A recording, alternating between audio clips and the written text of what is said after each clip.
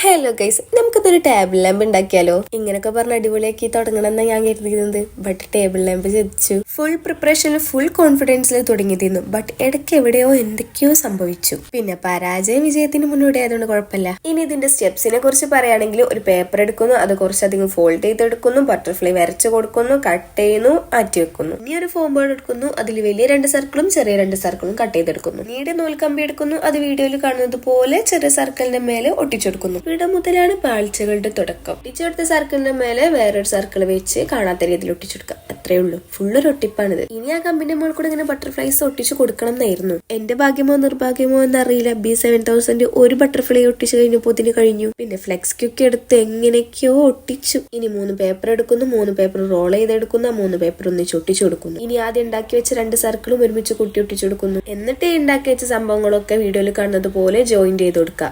ഞാൻ ഫ്ലെക്സ് ക്യൂക്കാണ് എടുത്തിട്ടുള്ളത്. ഇത് ഉണ്ടാക്കി കഴിഞ്ഞപ്പോ തന്നെ എനിക്ക് എന്തൊക്കെയോ ഒരു വശപ്പശക്ക് ഉണ്ടായിരുന്നു. ഞാൻ മനസ്സ് കണ്ട ഒരു ഇതിൽ കിട്ടിയില്ല. എന്നിട്ട് എന്താ, ഇനി അതിന്റെ ഉള്ളിൽ ഒരു ഫെയർ ലൈറ്റ് വെച്ചു കൊടുക്കുക. ആ ഫെയർ ലൈറ്റ് ഒന്ന് ഇട്ട് കൊടുക്കുക. എവിടേക്കോ ഇഷ്ടപ്പെടുന്നുണ്ടെന്ന് എവിടേക്കോ ഇഷ്ടപ്പെടുന്നില്ല.